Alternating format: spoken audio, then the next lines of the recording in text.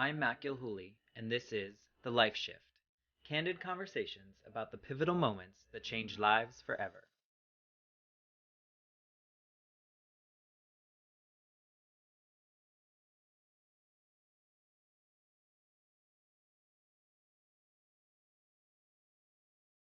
Hello, my friends. Welcome to the Life Shift podcast. I am here with my friend Rebecca, and we are going to probably talk about some pretty impactful things this episode, but we're also going to laugh because this is something that we do pretty regularly. So thanks for being a part of this, Rebecca. I'm really excited to be here, Matt. And so you know this, but our listeners don't, that this is our first time meeting Yes, officially. it's very exciting to actually see you face to face through the computer. Because we have been chatting for a while now. I'm not sure how long on LinkedIn, and kind of just talking each other through these journeys that we're going on. One is you're currently looking for a kick-ass position somewhere in a leadership and a development position. And I'm doing this podcast thing. I don't know if anyone knows that's listening that I have a podcast. Wait, what? Yeah, I that's thought what we I were just do. having a conversation here. This is being recorded? So we've been talking, and we joke around pretty much every day to kind of get through the mess of what happens on a regular basis for those people looking for jobs and for those people navigating the LinkedIn waters. But I am thankful for LinkedIn that we do have this connection. Yes, it has been great. And I think it's been a couple of months now that we connected on LinkedIn. And you were, I think the first post I remember commenting on of yours, you were talking about whether or not you should walk in your graduation ceremony. So, and then we started conversations about podcasting because as you know, my boyfriend also has an indie podcast. So kind of found a connection there. And yeah, then just kind of I feel like we have very similar senses of humor and perspectives on LinkedIn and the world and job searching. And it's been great to kind of have somebody as a supporter, there who, even though we've never met before today, I know that, you're in my corner and, I'm in Yeah, yours. And it's been a really, really rewarding experience. 100%. And I didn't pay her to say any of those nice things. And you know what's funny is that that post, so anyone listening, I made a post on LinkedIn over the summer because I was really conflicted about walking for this master's degree that I did during the pandemic, which I've been calling my pandemic masters. And that got a lot that got a lot of attention, and it changed my mind, and I actually did end up walking. So thank you for participating in that. But everyone was like, you need to start celebrating these things. And I guess I just had discounted it as another check mark, which I think you can agree with. Sometimes we get Yeah. caught up in just achievements like done, done. Yeah. So, yeah. So that I forgot about that actually until you just brought it up. So, thanks for reminding me of my shame from the summer. No, no problem. And it is definitely something to celebrate. Yeah.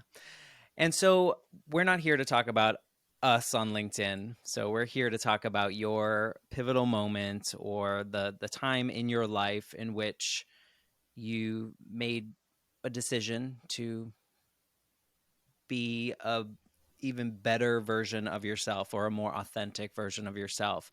And so that's as much teasing as I'm going to do before you kind of give us a little bit about you and what you were like or what your life was like leading up to this moment, and then we can go from there.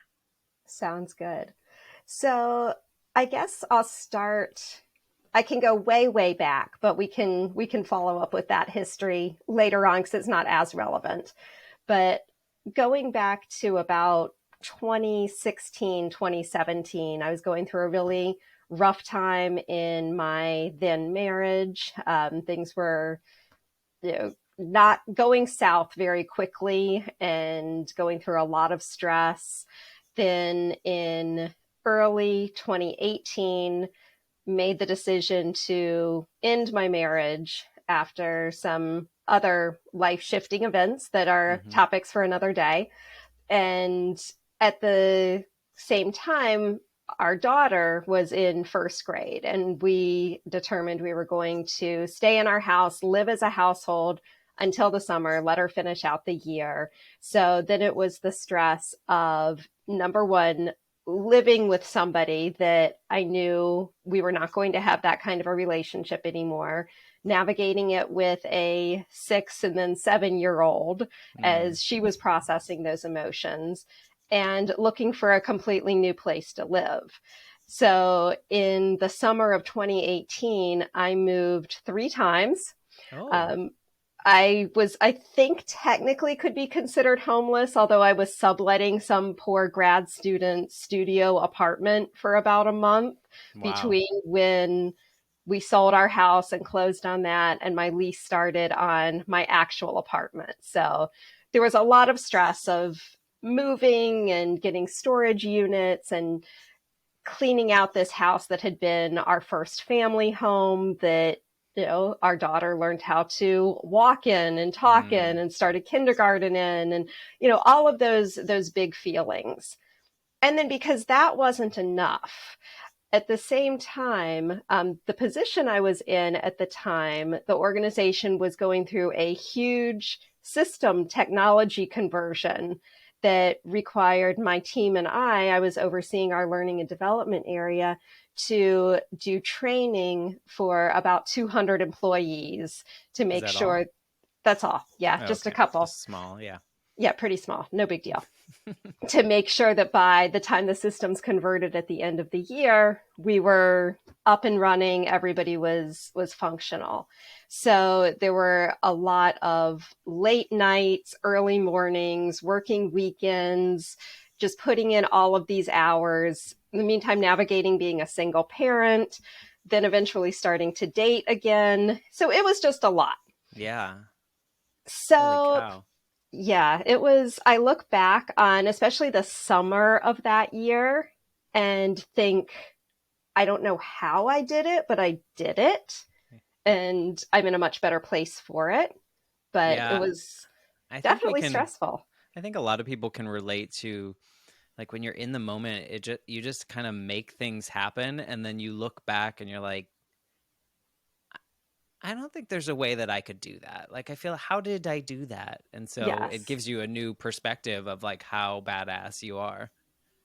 Yeah. So, Yeah. so then kind of throughout that year, and I think I realized I really came to notice it at Halloween. And at my former organization, Halloween was a big deal. There was a costume contest, prizes. Everybody tried to compete to see who had the best decorations in their area, the whole 9 yards. So my team and I decided to do the Wizard of Oz, and I was Dorothy. So I had my cute little blue dress and I had red shoes, and I tried to put my hair in 2 braids, and they were like so teeny. I was like, oh. And I had always had thin hair. Mm-hmm. Growing up, I probably remember, being in middle school, high school, and thinking like, oh, my ponytail isn't as like bouncy and floofy, and I can't really do the big 80s bangs like all my friends can. Darn. I know, I really missed out on that look. But at that point, and as I was fixing my hair for my Halloween costume, I was like, oh, okay, this is kind of not good. But I hadn't noticed like huge clumps of hair falling out. I had apparently just been steadily Mm-hmm. losing it. So then January of 2019, I was out with friends and we were taking pictures, and I'm looking at the pictures online the next day, and I'm like, good Lord, like I can see more of my head than I can see of my hair. Mm. And I freaked out. And so then I Yeah. started Googling like crazy. And I had tried like hair restoration, if you will, Mm-hmm. Rogaine and essential oils and stuff like that in the Prior to past. this, yeah. Prior to this, because like I said, I had always had really thin hair. So after my daughter was born, and then after I stopped nursing her, there's kind of that common postpartum hair shed. And so that had Right. happened at that point. So that's when I was like, okay, well, let me just do this. And that really did help for a little bit. But Obviously Yeah.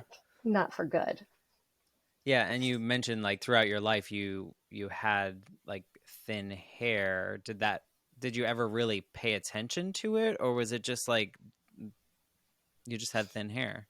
It was just kind of like sometimes it would bother me because I wouldn't be able to have as elaborate, prom hairstyles Mm, or, you know, be able to do my hair in certain ways that some of my friends who had a lot of hair really could. right. So like in that comparison sense of, society says we need to have XYZ, a woman in the 80s Hmm. must have Aquanet Must. hair, like an Yes. absolute, and you wear that little face, or you put that face shield up before you spray Oh, the totally, hairspray. Yeah. totally. So Yeah, those were yeah. the moments of it more so. Did it bother you, or was it more just in a comparison sense that you just couldn't do those things? It was more in a comparison sense. I mean, and I did save on hairspray, so I mean, there's that. But I had also noticed it, especially in college, because as you know, and for your listeners who don't, I'm also a dancer. Mm-hmm. Not I call myself a amateur professional or a professional amateur because I don't get paid for it, but I love to do it. I take it just as seriously as a lot of professionals do. And as most people stereotypically think of a ballerina, they've got the beautiful, ballet bun, hair slicked back, looking perfect, Mm. nothing out of place. So I noticed it in college when we would have performances and I would have to do a few little, teasing tricks to make my bun kind of the standard size so that all of the ballerinas in the corps looked the same. So I had kind of noticed it, but it was just kind of like an annoyance more than Mm-hmm. anything else, but And it hadn't you figured bothered out the me. ways to adjust, I guess. Exactly, exactly. Right. And I've been able to pass that on to other dancers who have, not the same level of hair issues that I do, but who also have less hair than some of their counterparts to say, oh, well, if you do this, it's going to look a lot fuller. And, here's how Mm-hmm. we can make it work. So And that's knowledge interesting sharing. too. And I don't know much about the ballet space, but is there? I know maybe not as much now, or hopefully not as much now, but is there that standard in the industry itself of the look? Oh, totally. Like, is it Totally. expected by Yes. I mean, instructors and all those other people? especially for professional companies. I know Mm-hmm. that there is one professional dancer who's more of a modern dancer who has alopecia, who's completely bald, and she's gorgeous. She was on, I just said, I think that was my first one.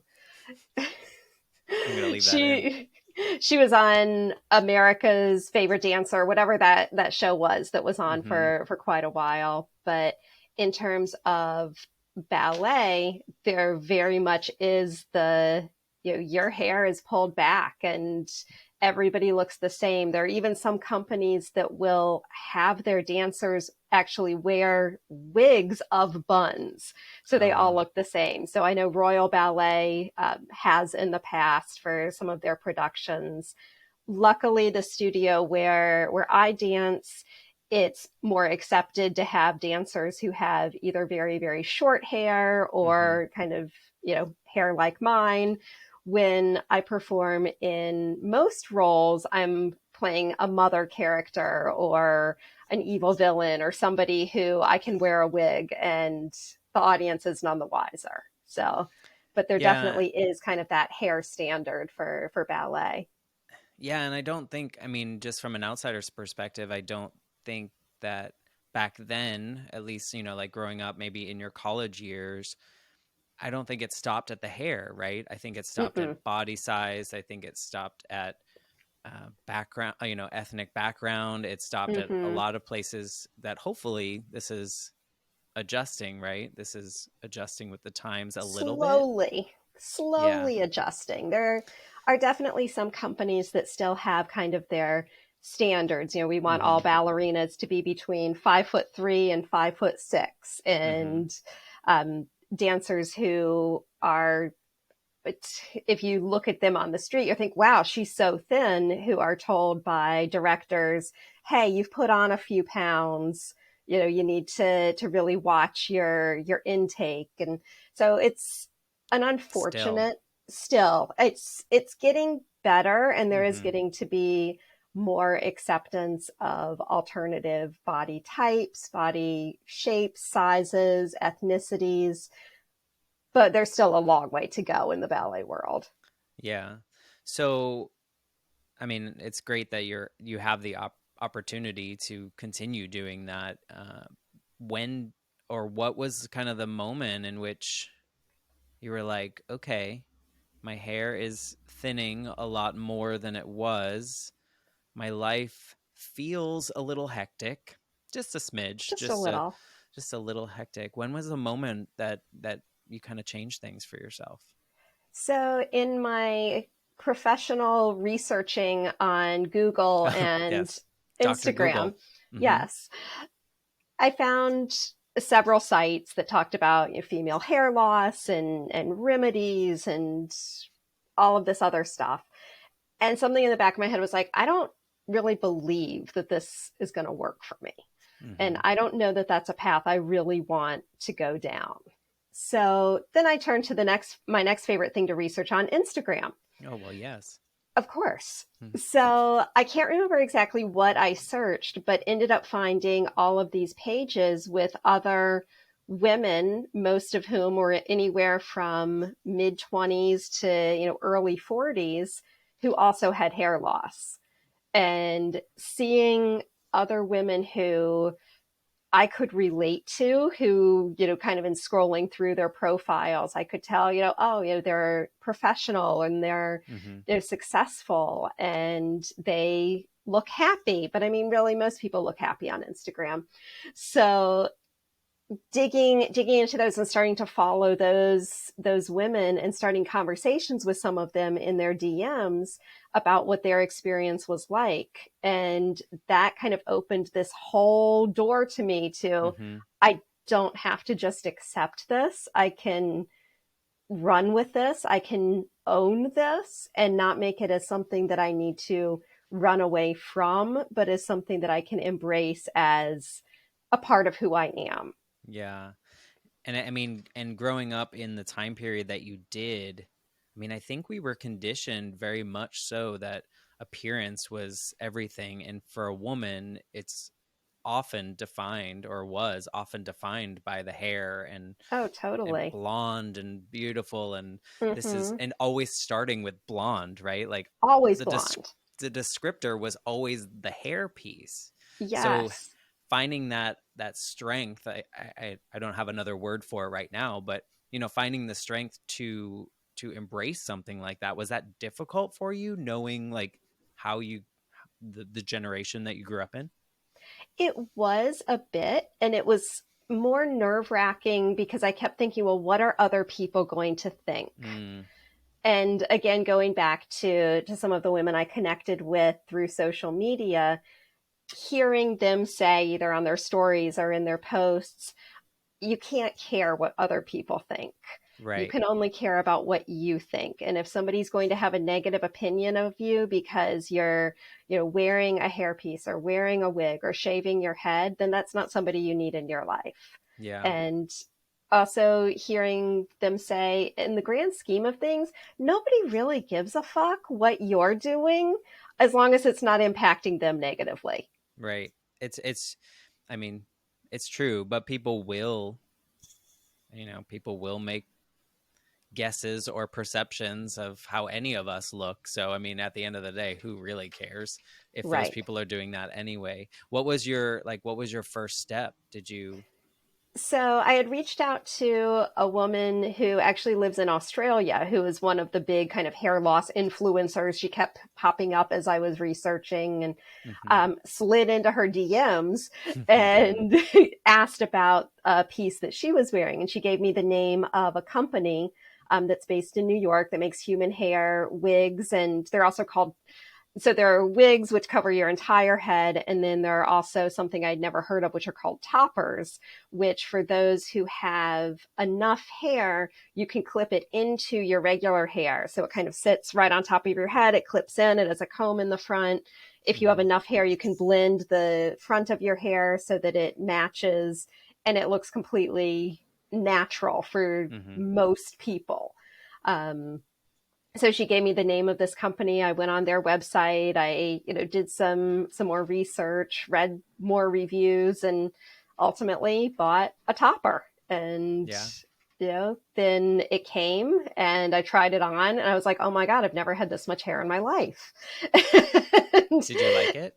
I did. I actually really liked it. And now looking back, it was probably the one that had the least amount of hair of any piece that I bought since then, because I didn't know what to expect. Yeah. So I bought it, and I did take it to my hairdresser at the time, who had been kind of talking with me about, my hair loss Mm-hmm. as the years have gone on. And she styled it, kind of shaped it a little bit more and made it look more like my hair, just a whole lot more of it. Right. So When now did is this was this related mostly to the stress and the anxiety that you were going through, or is it a true condition that you may have I that? think it's probably a bit of both. I think Okay. it was triggered by the stress, the anxiety, the major changes that were happening in my life over a couple of years. But I think there also may be some hereditary components to it. Mm-hmm. I don't know of any other females in my family who have hair loss, but I know on my mother's side, my paternal grandfather, as well as both of my uncles on that side, are, well, my grandfather was fairly bald when he passed away. My uncles both have, very nice shiny Mm-hmm. heads. And so I think there could be some elements there. I will say I've never actually gotten an official diagnosis Mm-hmm. because I didn't feel it was necessary. Right. It's kind of like, I know what it is. I don't need a medical professional to say what it is. I remember at one point bringing it up to my primary physician when I went in for a physical or something. And she just kind of dismissed it as, "Oh, yeah, it's no big deal. Some people lose their hair as they get older. You're fine." Because it was Right. kind of like, "Well, you still have hair. It's no big deal." And meanwhile, I'm thinking, well, it's kind of a big deal to me. So that's kind of what led me to think, well, I'm not going to worry about getting any kind of official diagnosis because I know what it is. Right. And two, like what would that change? Right. Exactly. It's Just a like I could copay. check off a box. So, Exactly. Yeah. No, I only ask because I'm totally ignorant to it. I've never, I haven't experienced it, and I don't know if that is something that needs to be diagnosed, if that's something that's even, is it even treatable if it was? I mean, there are topical medicines. There are some medications that are supposed to kind of slow down the progression Mm-hmm. of hair loss.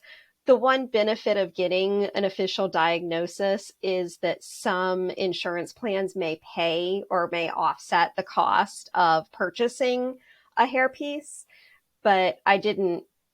Luckily, I was financially in a place where I didn't need to explore insurance options, but I know Right. that there have been others who have been in this position who have gone that route, just specifically for being able to get that doctor's authorization. So how long ago was that first hairpiece purchase? That was in the winter of 2019. Okay, so not less than three Not, years ago. yeah, not too long ago. Well, and the reason I ask is for those of you just listening on audio, you are rocking a bald head. I mean, Yeah, essentially bald head, yeah. and like it looks awesome. So, Thank you. what was is this a regular for you, or where are you in this hairpiece and non-hairpiece shaving your head? Like, when did you first shave your head? There's so many So questions. so many questions. So, well, then we had the pandemic happen. Mm. So I'll get What to the pandemic? I know, right? I forgot all about that. So through the pandemic, I kind of tried different things with my hair. Putting, fun colors in whatever hair I had left. It was really beneficial when everything went on Zoom because then I could just literally like plop hair on my head 2 seconds before turning my camera on and then take it off right after. And everybody would be like, "Oh, you look so nice." I'd be like, "Yeah, you're right." So, and then in the fall of 2020, I cut my hair really short. So I had like a cute little pixie cut. My daughter told me I looked like Captain Marvel, and because it was also quite blonde at that time. So, and I had that shorter hairstyle for about a year and a half. Hmm. And I would still wear hair pieces, but I started getting gradually more comfortable going out without having hair on. So just having short hair. And then it was New Year's Eve 2021. My boyfriend Nick asked me to buzz his head as I do regularly, using the clippers with whatever, setting, however short he wants to go. And I just looked at him and I was like, "Why don't you buzz mine too?" And he said, "Are you sure? Are you serious?" And I said, let's do it. I was like, if I absolutely hate it, if I can't stand it, it will grow back because my hair does grow. Right. There's just not that much of it. Hmm. So we did. And the first time we did it, for anybody who's familiar with, hair clippers, they have kind of different levels of settings. So I think we did like a level 3. So I had Mm. maybe, A little bit. a Right. half an inch or so. And then a couple weeks later, I was like, no, let's take this a little bit shorter. So I went down to like a 2. And then a few times after that, I went down to a 1. And then now I've just started taking like a straight razor in the shower and Really? yeah, and just letting it do its thing. So this is actually very, very recent that Yeah. It looks this great. look is happening. Thank you. What was it like the first time you went out with that fully shaved head for you? How did you feel? It was nerve-wracking. It Yeah. it really was because especially in our society, as you had alluded to earlier, hair is a big deal for women. And for a lot of women, it's how they define their femininity, their beauty, their, themselves. And It's it's how they're fairly, taught to define. thank you. Yes. And it's pretty common to go out in the world and see any number of men or, male identifying individuals who have either very little or no hair. But you don't see that many women, if any, on a daily basis who don't have hair unless you see someone who is going through a chemo treatment or another medical treatment where hair loss is a side effect of their medical condition. So the first time I think I totally just said, screw it, this is how I'm gonna do this, was actually just this summer. Really? Just yeah, just back in July, Nick and Avery, my daughter, and I were going to meet my family in Cincinnati because we like the zoo and Fiona the You like hippo. hippos? Shout out to hippos. So I knew it was going to be hot. It's not that much fun to have, hair on when it's warm because when I had hair, I would always like to pull it up and have it off my neck, off my face. And so I just said, I'm not going to take hair with me. So it was actually the first time, like officially, like in public was as we drove there from New York. We stopped in Cleveland and went to the Cleveland Zoo. And as we got out of the car, I turned to Nick and I said, should I put on a hat? And he goes, why? He was like, you've got sunscreen. And I was like, okay. So sunscreened up my nice white head because I'm really white for those viewers who or those listeners who only have audio, and rocked it around the zoo. Yeah. And Did you yeah, feel? I mean, I know you said you were nerve wracking. It was nerve wracking to think about it, but once you were out there, did you just feel I was free? just kind of like, oh, this isn't so bad. I mean, you can't tell, the animals are probably judging us anyway. So, Hmm, for sure. yeah, for sure. Yeah, I mean, and I think earlier we talked about how people make perceptions, but also who cares, Right, right? And probably no one really gave a second thought to seeing you with no hair right. because they don't know you, They don't know me. Yeah. you know. And it's interesting that you say that because I still, even though I'm more comfortable with it, I still have that level of anxiety when I'm more local. Hmm. So I can travel. I've traveled this summer to any variety of places, gone to see family, gone to do a ballet week, didn't wear hair at all. And everybody was, very cool with it and nobody gave it a second thought. Hmm. But it's something about being in my own community that I still kind of, I don't know, if I'm going out, to the grocery store or going to Target, I kind of have that in the back of my head. Oh, should I put on hair? Should I wear a hat? What if I run into somebody I know? And then I think, well, who cares? Hmm. And then I'm like, oh, it doesn't matter. It's like I post pictures of myself looking like this on social media all the time. Right. But you People still know. have that inner dialogue with Yes. yourself. But you're still Yeah. but you're comfortable enough to go out however you Yes. feel. Okay. Yep, I That's will. good. You just kind of have to have that like pep talk to myself, like knock it off, just do it.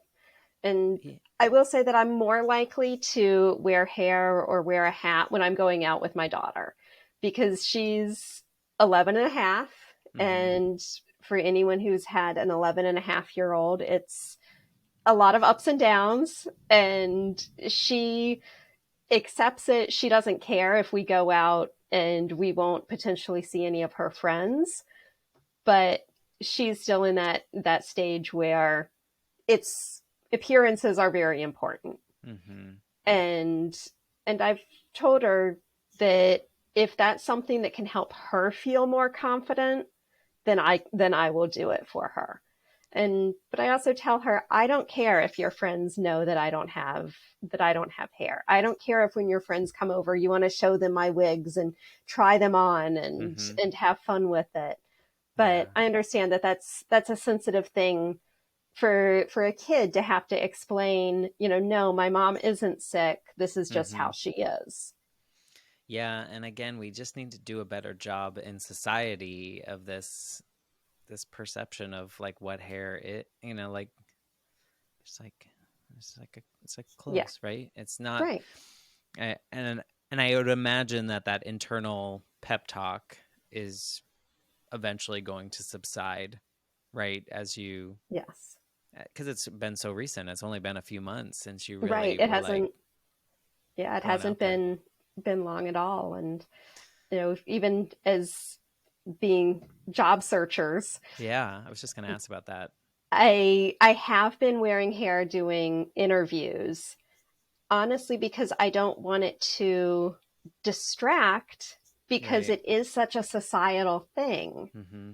that I don't know. And maybe I shouldn't worry about it, but at the same time, I want an employer to be focusing on my skills and not on my appearance. And Mm-hmm.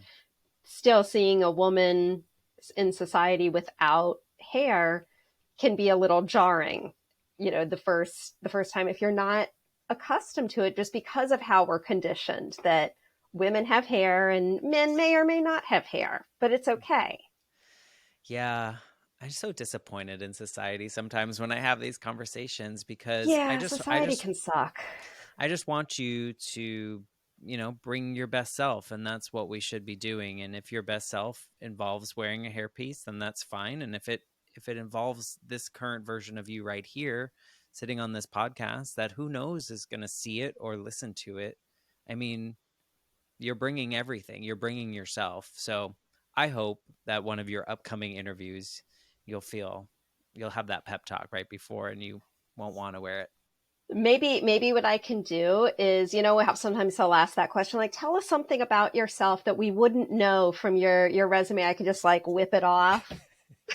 I mean, you'd be memorable. I would be. I Yeah. would be. And part of me thinks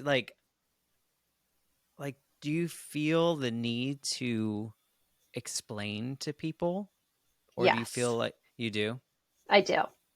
I do. I think because of that societal perception that, and I'll admit that I've had it too. I Yeah. remember when I was growing up, my sister had a friend whose stepmother had alopecia. And I remember the first time I saw her at some, event that we went to with my sister and her school, and seeing her friend's stepmom wearing like a scarf. And I remember asking my mom, oh, is she okay? Is she going through cancer? And my mom just said, no, she just doesn't have any hair. And then I was just like, oh, okay. Like, no big deal. But it's more of people worry what's wrong. It even happened at Avery's last pediatrician appointment. I didn't wear hair when I took her to her pediatrician checkup over the summer, and her doctor, who's known me since Avery was born, kind of looked at me and she was like, "Are you okay?" And at first I was like, yeah, like, why are you asking me this? I mean, and then Right. and then it dawned on me. I said, oh, I've always worn hair the times that you've seen me over the past couple of years, and then just explained, you know, I don't have any Yeah. hair anymore. So Yeah, and that's probably an interesting thought because you kind of do you'd like have a toe in each side of kind of this journey that you're on currently, right? Is that you still feel comfortable wearing hair but also feel comfortable without wearing hair, and not like towing that line also probably makes it difficult to choose one side or the other, right? Because you feel right, comfortable on both sides, I do. but at some point, and forgive me if this sounds wrong, I don't mean it to, but do you feel that you are catering to other people's needs over your own by doing that? Yes and no, and I don't take that the wrong way or anything at all. I think that in some ways, I also feel more confident when I'm wearing hair in a lot of Okay. situations. So I think in that regards, I am still being true to myself. Okay. And sometimes I do cater, especially like I was saying to Avery and her Mm-hmm. not wanting to have a bald mom. Yeah. Or as she likes to say, I don't want my mom to look like Mr. Clean. And I'm like, well, I'm much cuter than Mr. Clean, so And you you're don't have not to worry nearly as about that. tall, right? Or as buff. There's Yeah. buff. Yeah, and I just because I mean, at the end of the day, I wish we all could just be however we want to be without worrying about how everyone else feels about us. And I know that's not realistic yet, but that's where that question comes from, is like I've tried my best over the last couple years since my grandmother died to do the things that bring me joy, the things that I care about, and try to shrink the amount of things that I do to appease others or to cater to others. Your daughter's a different that's a different situation, right? But stop caring what I think. Stop caring what all these other people think if you can, because I think, what I see now and what I know of you has nothing to do with your hair, Right. And you that's know? how it should be with people who have substance, I will say. Well, yeah, we don't have many of those.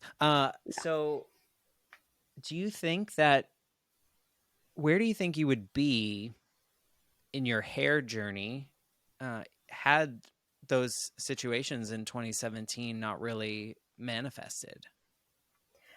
I think had I not lost the amount of hair that I had, if assuming that it was stress related and Mm-hmm. things like that, I think I would still be living with, you know, thin but manageable hair, Mm-hmm. enough that I could make it work. but certainly not enough that I would necessarily feel as confident as I do now when I either go out wearing hair or Hmm. in many situations where I go out just like this. Yeah. So Do you think you're a different person because of this experience with your I hair? think I'm a more authentic person, to quote you. How does that So bleed into your life? Like, in what ways do you feel that this part of this change in your life has made you more authentic? I think it's just helped me embrace a quality of myself that could be perceived as negative that I no longer see as a negative. And I think that's helped me embrace other aspects of myself, of my personality that may be less than, however you want to define them, but having more peace Mm, with all other aspects of, this is me, this is who I am. It's like that song from The Greatest Showman, hmm. you know. Yeah, which is a Just great movie, by the way. I agree. I And agree. you don't have a beard, though. I Do you have don't. a piece that you could I wear could for probably Halloween? fashion one into a beard. I feel like this is now getting into the disrespectful point, so I will stop that question from going anywhere. But no, I mean, I think your confidence and the way that you hold yourself and the way that you interact on LinkedIn and the way that you approach your topics and everything is palpable. Like it is something that you're putting out there. Were you like that before and this is just like an enhanced version of you, or did you have a different kind of persona before this journey? I think before probably about 2018, I was more hesitant to put myself out there. I was more concerned with appearances, with how things would come across, with what others would think. And going through, the very stressful situations in, 2017, 2018, and with the help of therapy, let's plug therapy because that's Yes.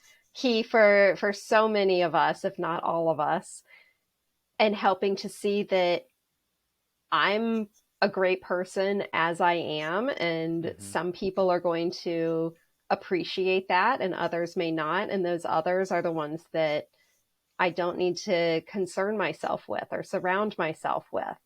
And it's okay to be me. 100%. And yes, therapy, let's plug that. I think it's getting better. I think more people are accessing therapy. It's getting a little bit less stigmatized. Uh, I would say women are doing a better job than men are, but we need to understand that therapy is not like a diagnosis that there's something wrong, right? People go to therapy all the time, even when things are fine. Like, Exactly.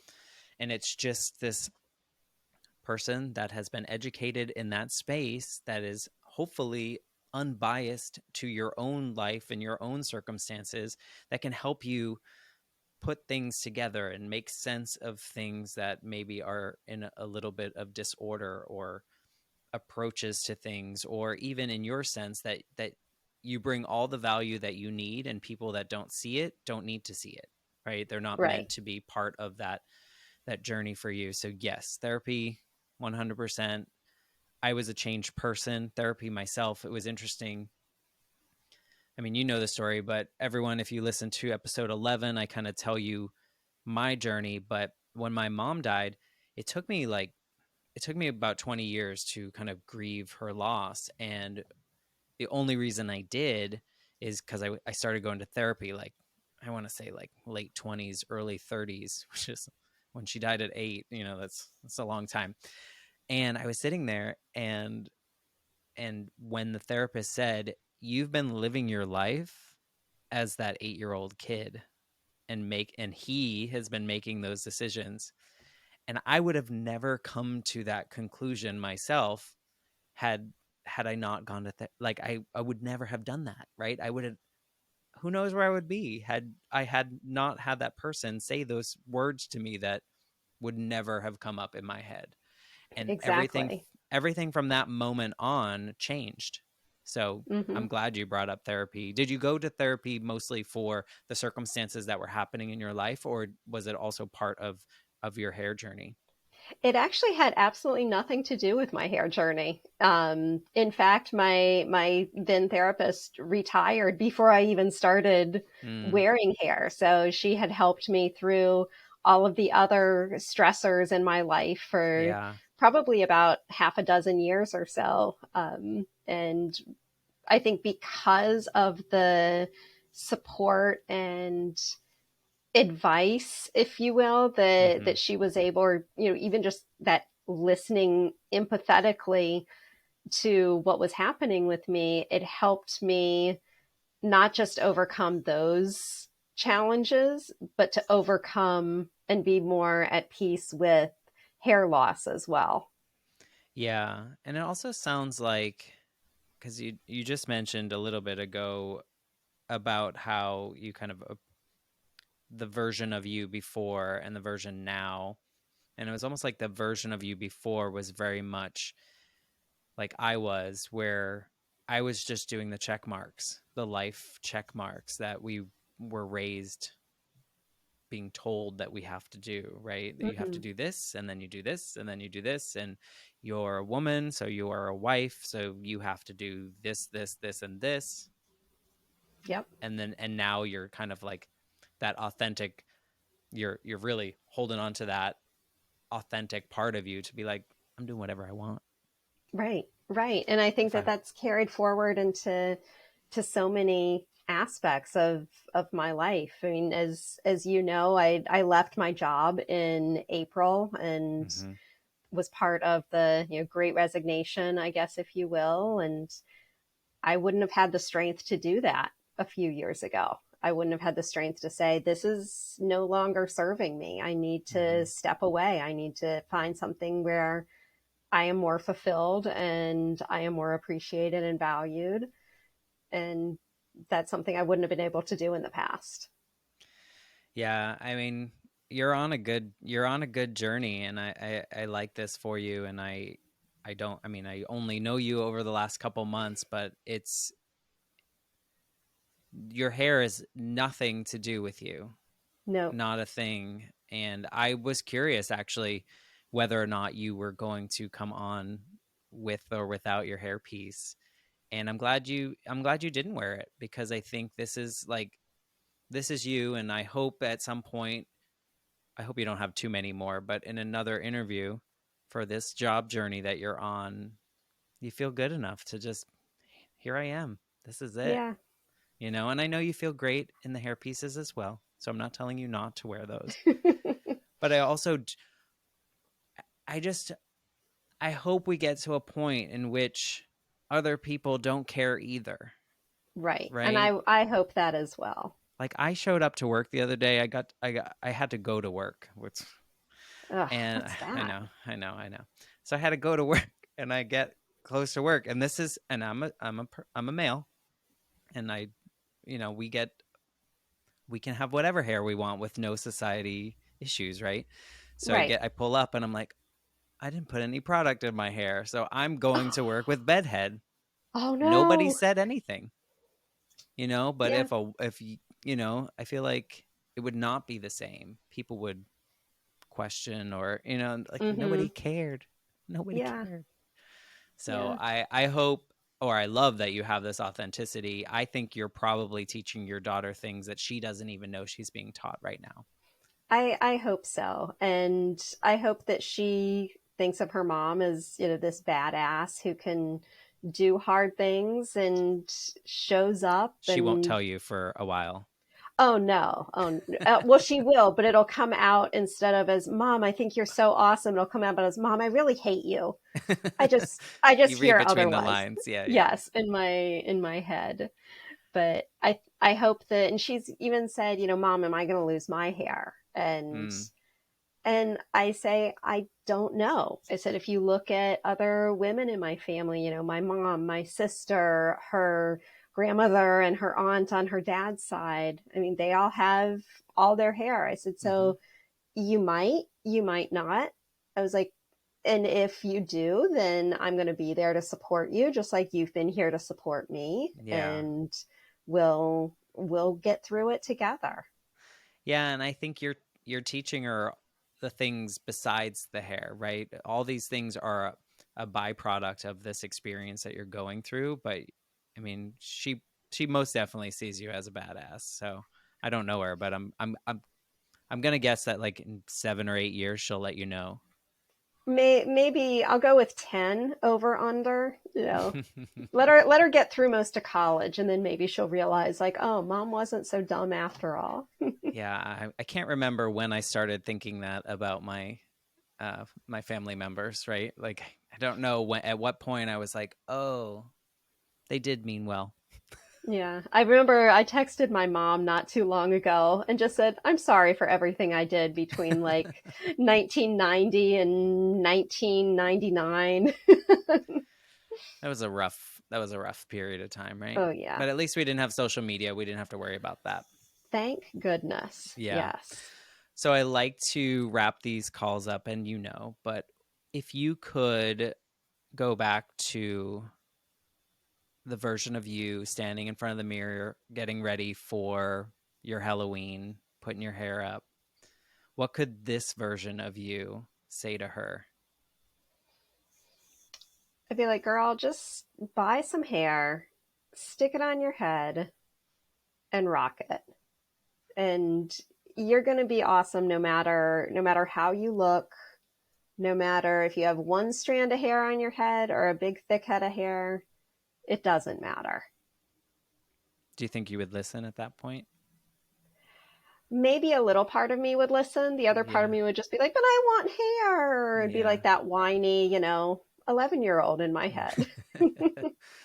Yeah, I mean we're all on there's intention I think in these journeys that we're all going on, and we have to hit certain pieces of these journeys to really get those nuggets of information or the qualities that we want to have in ourselves, and we wouldn't have these qualities had we not gone through these shifts in our life. I'm Very sure you true. agree. Yeah. Yes, I definitely. I